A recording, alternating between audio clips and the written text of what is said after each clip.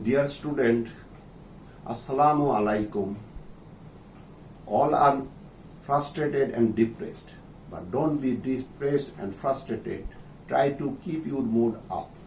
I think world will return to normal very soon, inshallah. Today I will discuss very important topics. The name of topics is filtration of fluid across the capillary membrane or fluid filtration across the capillary membrane. If you check the previous 5 years question, university question, you will understand how much it is very important. Fluid filtration across the capillary membrane is determined by two factors. One is hydrostatic pressure, another is colloidal osmotic pressure. And another important is capillary filtration coefficient. That I'll discuss later on. Now, what are the hydrostatic pressure? One pressure inside the capillary is called capillary hydrostatic pressure. Another pressure in the interstitial fluid, that is called interstitial fluid pressure. Now come to the colloidal osmotic pressure. Again, colloidal osmotic pressure is two types. One is plasma colloidal osmotic pressure, that is remain in the plasma, that will exerted by plasma protein, usually the albumin is. Next is interstitial fluid colloidal osmotic pressure. Interstitial fluid colloidal osmotic pressure.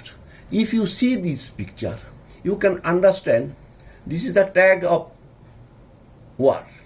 It will draw fluid inside the capillary, again it will draw fluid outside the capillary. This shape is tug of war.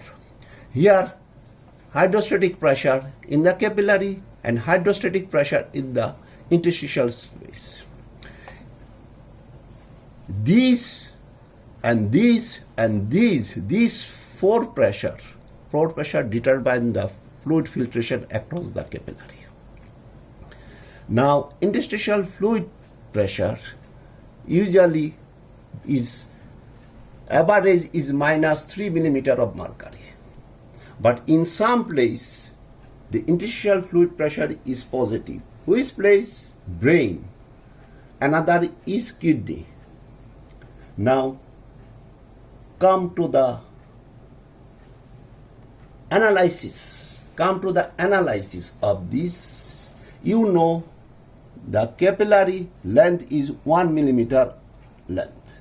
It has two ends. One is arterial end, another is venous end. You see, this is the arterial analysis of forces causing filtration at the arterial end of the capillaries. That is, some forces or outward force, or that force causes fluid shift from inside to outside. What are the forces? That outward force is the capillary pressure, that is arterial end of the capillary is 30 millimeter of mercury.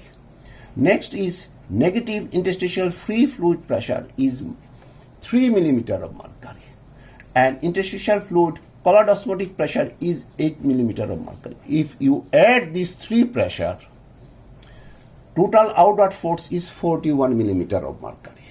Now come to this is called outward force. Now some pressure that will hold fluid inside the capillary, that is force tending to move fluid inwards, that is called plasma colloidal osmotic pressure. Usually it is 28 millimeter of mercury. Now if you see the summation and calculation of this summation of forces, outward force is 41 and inward force is 28. How much the difference? Net outward force is at the arterial end is 13 millimeter of mercury. This 13 millimeter of mercury causes fluid shift from inside of the capillary to outside in the interstitial space. Now come to the analysis of reabsorption at the venous end of the capillary. This is the reabsorption force. If you remember, these three are constant. These three. One, these, and this. One is plasma colloidal osmotic pressure is constant. negative interstitial free fluid pressure is constant, and interstitial fluid corresponding pressure is also constant. It has no change.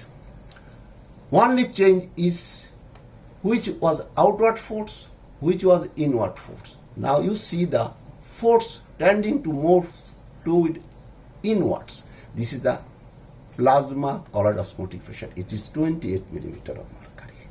That is, total inward force is 28 millimeter. Now come to the what are the outward force?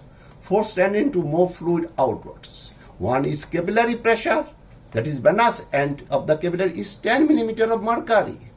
The negative interstitial fluid pressure is 3 millimeter of mercury, and interstitial fluid corresponding pressure is 8 millimeter of mercury. Summation of these three fluid pressure is total is 21, that is outward force 21. Now again come to the calculation. How much the inward force? 28 millimeter of mercury. And how much the outward force? 21 millimeter of mercury. How much the net inward force? 7 millimeter of mercury. Have you seen which pressure is changeable? One is capillary pressure at arterial end is 30 millimeter of mercury, and capillary pressure at the venous end is 10 millimeter of mercury. These two will be changed. Other will be constant. Now question might arise, or before question might arise, this 7 millimeter of mercury, it is the reabsorptive force. You again come to the filtration force. It is about 13 millimeter of mercury. By this pressure, the fluid that goes outward from the capillary to the interstitial space. And again, in the venous sheet, this 7 again cause reabsorption of force. The fluid that is filtered in the arterial end of the capillary, about 9/10 of the fluid is reabsorbed from this venous end. If I'll give you example, you can understand.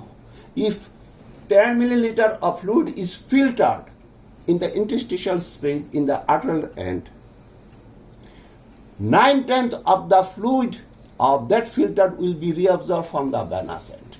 That is, from 10, 9 will be reabsorbed. The 1 milliliter will be remain in the interstitial space. These again will go to the circulation in other way. What is the other way? By lymphatics. I think if you remember this, you will never forget. Try to remember this, a very important question. I think it is usually comes in prop. Okay, today I want to end this. Thank you, student. Be safe and stay at home. Thank you.